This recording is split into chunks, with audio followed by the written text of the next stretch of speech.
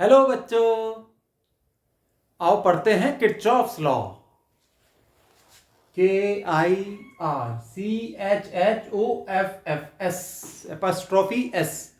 Kirchhoff's rules. Kirchhoff's ने कुछ दो रूल्स दिए हैं। अब सर इन्होंने दो रूल्स क्यों दिए हैं, क्यों पढ़े हम इन्हें? सही सवाल, क्यों पढ़े? हम सीरीज पैरेलल रेजिस्टेंस नेटवर्क की प्रॉब्लम सॉल्व करते हैं जिसमें रेजिस्टेंसेस होती हैं, कुछ सीरीज में कुछ पैरेलल में। तो हम पहचान लेते हैं कि साहब कौन सी सीरीज में है, कौन सी पैरेलल में है। उसका भी तरीका होता है जो मैंने पिछले वीडियो में बताया था आपको। लेकिन कई बार नेटवर्क बहुत कॉम्प्लिकेटेड होता है, साहब कुछ समझ में ही नहीं आता कौन सी रेजिस्टेंस सीरीज में है, किसके सीरीज में है, कौन सी रेजिस्टेंस किसके पैरेलल में है। और नेटवर्क में एक से ज्यादा सेल भी लगे हुए हैं। ये देखिए, जैसे ये नेटवर्क 3 सेल हैं, E1 E2 E3, और कितनी रेजिस्टेंस है? 1 2 3 4 5 रेजिस्टेंस है। अब ऐसा नेटवर्क अगर सॉल्व करना हो, ऐसा नेटवर्क, दिमाग घूम जाएगा। तो इसके लिए बना है किरचॉफ्स के दो रूल, जिन्हें हम कहते हैं किरचॉफ्स रूल्स। ऐसा लगा दो साहब, दो रूल्स हैं। कितने रूल्स हैं? दो। तो पहले दो रूल समझ लेते हैं, ठीक? उसके बाद न्यूमेरिकल करेंगे।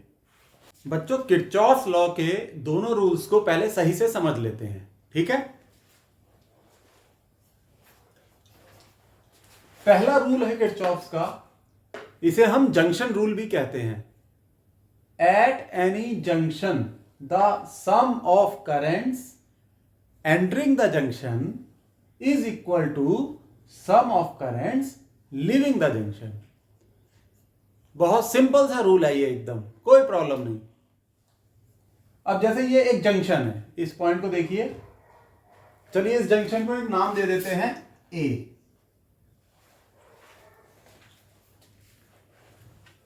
तो इस जंक्शन पे आप ये देख रहे हैं 3 करंट हैं, I1 I2 I3। I1 इस जंक्शन से दूर जा रहा है, यानी इस जंक्शन को छोड़ रहा है, इस जंक्शन को लीव कर रहा है। I2 भी इस जंक्शन को छोड़ रहा है, लीव कर रहा है। और I3 इस जंक्शन में एंटर कर रहा है। तो कितने करंट ऐसे हो गए जो लीव कर रहे हैं? I1 और I2, ये दोनों जंक्शन को छोड़ रहे हैं। और कितने करंट हो गए जो जंक्शन में एंटर कर रहे हैं? एक, सिर्फ I3। इसलिए I3 is equal to I1 plus I2। सही हो गया। अब ये वाला जंक्शन देखिए, चलिए इसको नाम दे देते हैं B। अब खुद बताइए कितने करंट हैं? 4 करंट दिख रहे हैं, I1 I2 I3 I4।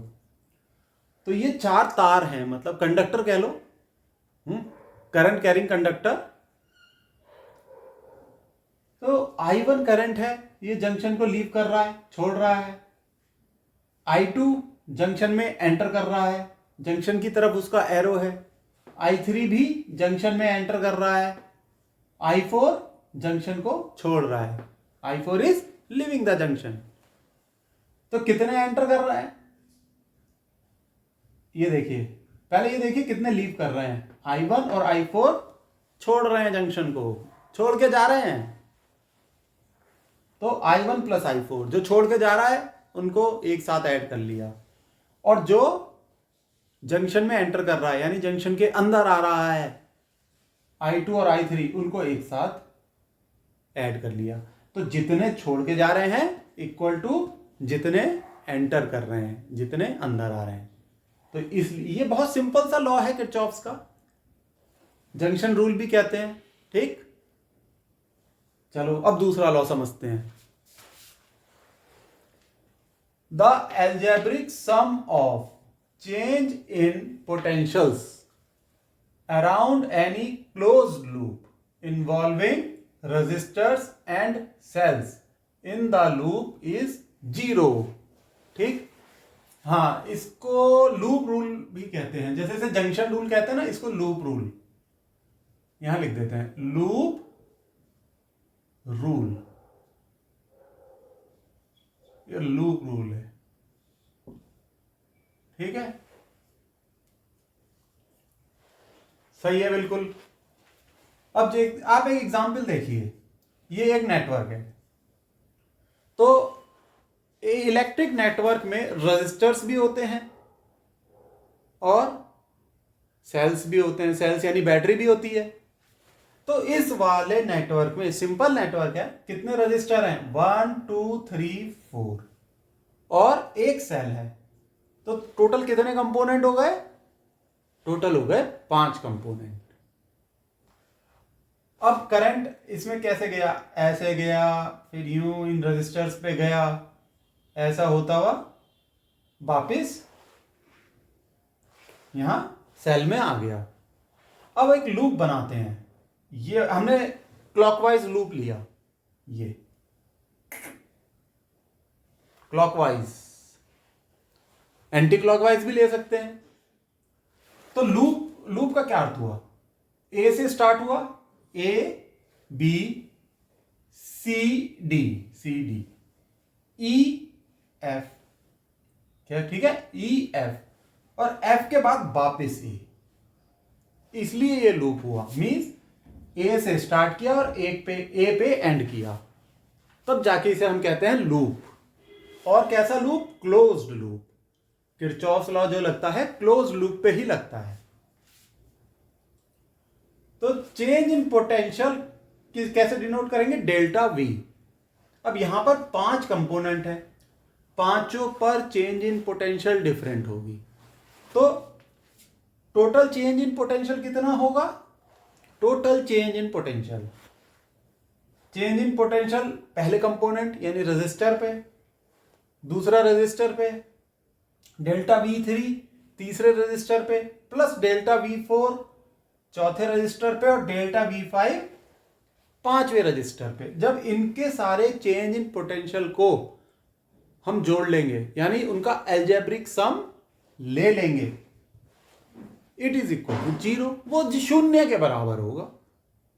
किसके बराबर, 0 के, 0 के बराबर। अब आप कह रहे होगे सर सब हर चीज को तो आपने ऐड करा, तो इक्वल टू 0 कैसे हो गया। अरे भाई, इसमें से कुछ पॉजिटिव होंगे, कुछ निगेटिव होंगे, कुछ चेंज इन पोटेंशियल पॉजिटिव होंगे और कुछ निगेटिव। ठीक, पोटेंशियल गेन हम पॉजिटिव लेते हैं, साइन कन्वेंशन लेके चलोगे या नहीं, बिल्कुल लेके चलोगे भाई। पोटेंशियल गेन को पॉजिटिव लेके चलोगे और पोटेंशियल ड्रॉप को निगेटिव लेके चलोगे। ठीक, तो कुछ प्लस हो जाएंगे, यानी पोटेंशियल गेन होगा कहीं, कहीं पर पोटेंशियल ड्रॉप होगा, जोड़ोगे टोटल आएगा 0। ये है किरचॉफ्स का सेकंड रूल, लूप रूल। अब बच्चों, ये कैसे पता लगेगा कि कहां पर पोटेंशियल गेन हो रही है और कहां पर पोटेंशियल ड्रॉप हो रही है, ये कैसे पहचानेंगे हम। इसका भी आसान तरीका मैं बताता हूं आपको। ये आप 2 इंपॉर्टेंट पॉइंट्स याद रखना।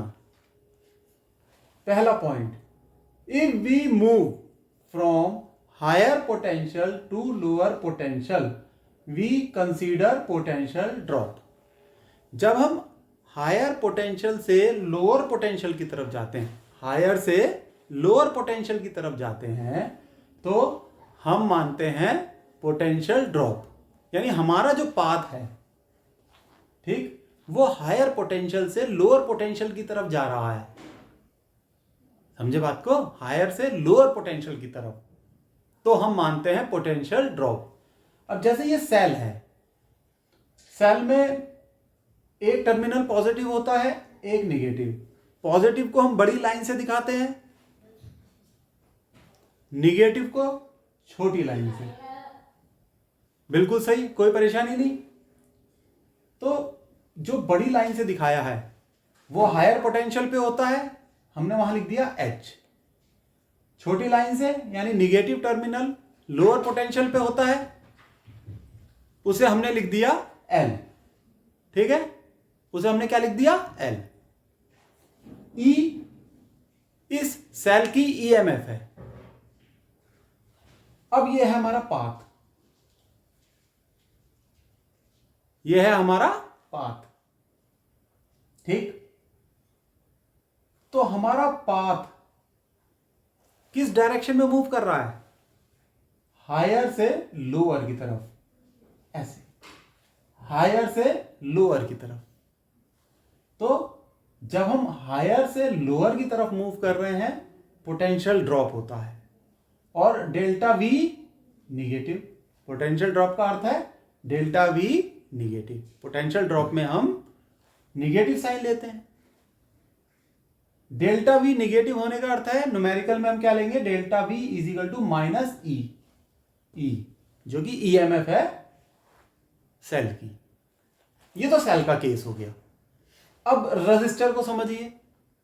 अब ये रजिस्टर है, रजिस्टर में करंट आई फ्लो कर रहा है, करंट आई ऐसे फ्लो कर रहा है। और ये आपको पता है? पता नहीं है तो जान लीजिए, current flows from higher potential to lower potential. जिस डायरेक्शन में करंट फ्लो कर रहा है, इसका मतलब वो हायर पोटेंशियल से लोअर पोटेंशियल पे फ्लो कर रहा है। और अगर हम पाथ करंट की डायरेक्शन में ले रहे हैं, अगर हम पाथ करंट की डायरेक्शन में ले रहे हैं, इट मींस हमारा पाथ जो है हायर पोटेंशियल से लोअर पोटेंशियल की तरफ है। ठीक है, तो जब हमारा पाथ हायर पोटेंशियल से लोअर पोटेंशियल की तरफ होगा तो हम क्या मानते हैं? Potential drop. रुको इसे सही कर लेते हैं, पोटेंशियल ड्रॉप, DROP। ठीक, पोटेंशियल ड्रॉप का क्या अर्थ है? Delta V is negative. अब निगेटिव यानी न्यूमेरिकल में हम क्या लेंगे? Delta V is equal to minus I R. आई क्या है? करंट जो कि फ्लो कर रहा है। आर क्या है? रेजिस्टेंस की वैल्यू। ठीक, ये पॉइंट हो गया इंपॉर्टेंट। ठीक, अब दूसरा देखिए, if we move from lower potential to higher potential we consider potential gain. हम लोअर पोटेंशियल से हायर पोटेंशियल की तरफ जा रहे हैं, लोअर से हायर की तरफ, तो हम मानते हैं पोटेंशियल गेन। और पोटेंशियल गेन को हम क्या लेंगे? पॉजिटिव। अब सेल के केस में बड़ी लाइन यानी पॉजिटिव हायर पोटेंशियल, छोटी line negative lower potential. Path ऐसे है, तो जो पाथ है वो है लोअर पोटेंशियल से हायर, ऐसे चल रहा है, लोअर से हायर। लोअर से हायर का क्या अर्थ हुआ?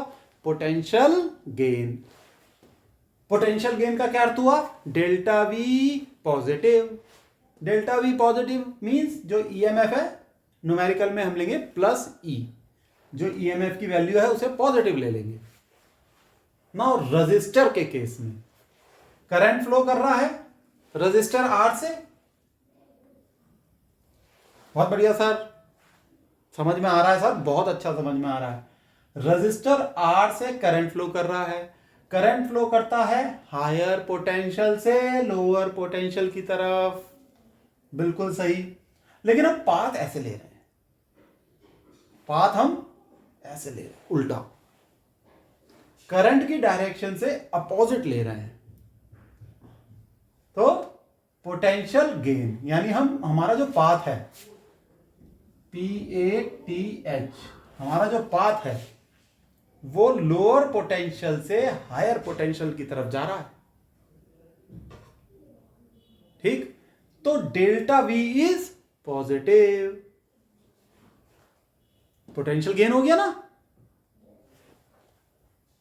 लोअर पोटेंशियल से हायर पोटेंशियल की तरफ बढ़े, पोटेंशियल गेन, इसलिए डेल्टा V पॉजिटिव। और जब डेल्टा V पॉजिटिव है तो न्यूमेरिकल में डेल्टा V की क्या वैल्यू लेंगे? Plus I R. I current flow कर रहा है, R रेजिस्टेंस। तो ये है कहानी। थोड़ा सा मुझे पता है आप कंफ्यूज हो गए हो, दोबारा देखना, लेकिन अभी एक तरीका और बताता हूं, चुटकियों में सॉल्व हो जाएगा, चुटकियों में, बिल्कुल टेंशन लेने की जरूरत नहीं। तो बच्चों न्यूमेरिकल में किरचॉफ्स लॉ लगाना है, बस ये 2 पॉइंट याद रखो, कोई दिक्कत नहीं होगी। Very important points to remember to apply Kirchhoff's law in numericals. पहला, in the cell if our path moves from negative to positive, we take delta v positive. तो हम डेल्टा v क्या लेते हैं? पॉजिटिव लेते हैं। अगर सिर्फ सेल के केस में, जैसे यहां अगर हमारा पाथ निगेटिव से पॉजिटिव की तरफ है, ये हमारा पाथ है, ये निगेटिव से पॉजिटिव की तरफ है, तो हम डेल्टा v पॉजिटिव ले लेते हैं सेल के केस में। अगर ऐसा नहीं है तो डेल्टा v हम निगेटिव ले लेंगे। रेजिस्टेंस के केस में, if our path moves opposite to direction of current, we take delta v positive. अगर हमारा पाथ करंट की डायरेक्शन के अपोजिट है तो हम डेल्टा v पॉजिटिव लेंगे। जैसे करंट ऐसे फ्लो कर रहा है, पाथ हमारा ऐसे है, ठीक है, दोनों अपोजिट है, तो डेल्टा v पॉजिटिव। अगर ऐसा नहीं है, यानी दोनों सेम डायरेक्शन में है, तो डेल्टा v नेगेटिव। ये दोनों पॉइंट अपने जहन में बसा लो, और किरचॉफ्स लॉ का न्यूमेरिकल आप गलत नहीं कर सकते। चलो मैं हट गया, ये ना चीजें आप लिख लो। बच्चों किरचॉफ्स लॉ को समझने के लिए आओ न्यूमेरिकल करते हैं, ठीक है? तो लिखते हैं, फिगर शोज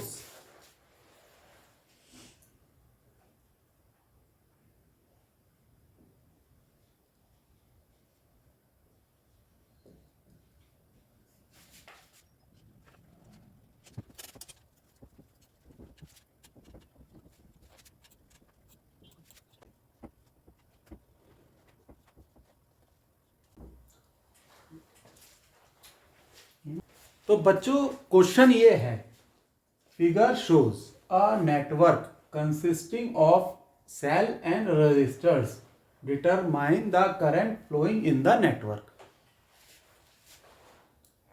ये सेल है और 3 रजिस्टर्स हैं, इसमें करंट I फ्लो कर रहा है। सिंपल तरीके से भी निकाला जा सकता है क्योंकि सिंपल सा सर्किट है, लेकिन इसे किरचॉफ्स लॉ से करेंगे, जिससे कि एक सिंपल सर्किट से हमें किरचॉफ्स लॉ समझ में आ जाए। सिंपल सर्किट को समझेंगे तो उसके बाद कॉम्प्लिकेटेड सर्किट भी हम आराम से सॉल्व कर लेंगे, पहले तो समझ में आए। चलो वो लिख लेते हैं, वो जो 2 बातें पढ़ी हैं उन्हें रेड मार्कर से लिख लेते हैं। लो साहब, आ गया रेड मार्कर, यहां लिख लेते हैं। पहली बात, ये प्लस माइनस, ये है हमारा पाथ।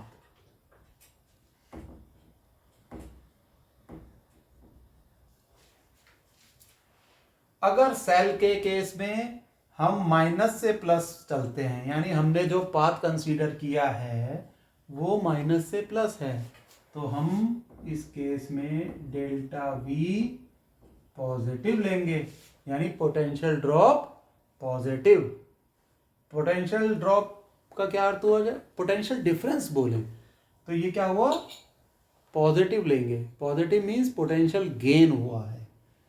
आप तो बस ये याद रखो, माइनस से प्लस चले सेल के केस में डेल्टा V पॉजिटिव। दूसरा, अगर रेजिस्टेंस है और उसमें करंट फ्लो कर रहा है I, तो हमारा पाथ है ये,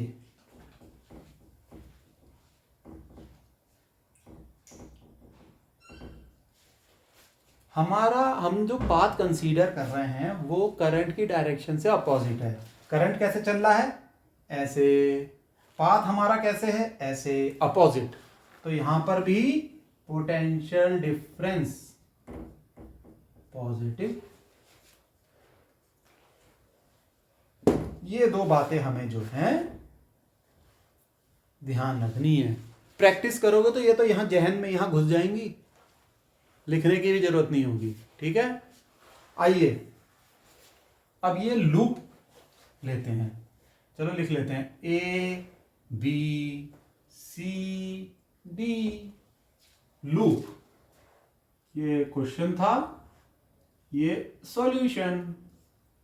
loop A B C D A से शुरू करा, बी सी डी ए पे ही खत्म। शुरू में भी ए, बाद में भी ए, तभी तो क्लोज लूप होगा। और किरचॉफ लॉ हमेशा क्लोज लूप पे ही लगता है, याद रखना। अब हम अपना पाथ ले रहे हैं क्लॉकवाइज। ठीक है, चलो भाई, या एंटी क्लॉकवाइज ले लें। चलो क्लॉकवाइज ही ले लेते हैं, आप कह रहे हो तो।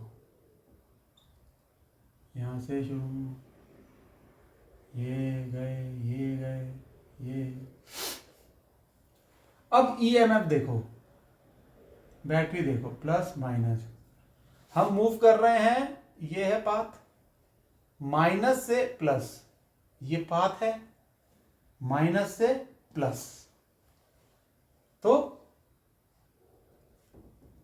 क्या लेंगे? पॉजिटिव लेंगे, 20। ईएमएफ लिया 20। अब बाकी देखो, करंट कैसे फ्लो कर रहा है? ऐसे। पाथ कैसे है? ऐसे, ऐसे। करंट ऐसे, पाथ ऐसे, दोनों सेम डायरेक्शन में। तो इस रेजिस्टेंस में जो पोटेंशियल डिफरेंस है वो निगेटिव लेंगे, क्योंकि करंट और पाथ सेम डायरेक्शन में है। तो पोटेंशियल डिफरेंस क्या होती है इसमें भाई? V is equal to I R होती है। आई करंट फ्लो कर रहा है, रेजिस्टेंस 20 है, वो सॉरी 2 ohms, तो ये हो जाएगा I इंटू 2I। वाह, चलो अभी तो ऐसे लिख देते हैं, और निगेटिव साइन लगेगा 2I। अब इसमें देखो, करंट ऐसे फ्लो कर रहा है, पाथ ऐसे है, करंट और पाथ की डायरेक्शन सेम। फिर से potential difference negative, negative sign लगा दिया, 5 इंटू आई। ठीक, आई इंटू आर होता है ना, आई करंट है, 5 रेजिस्टेंस है। अब इसमें आ जाओ, 3 ohms। क्या समझे? करंट ऐसे फ्लो कर रहा है, पाथ ऐसे है, current path same direction, minus sign, V I यानी 3 इंटू आई।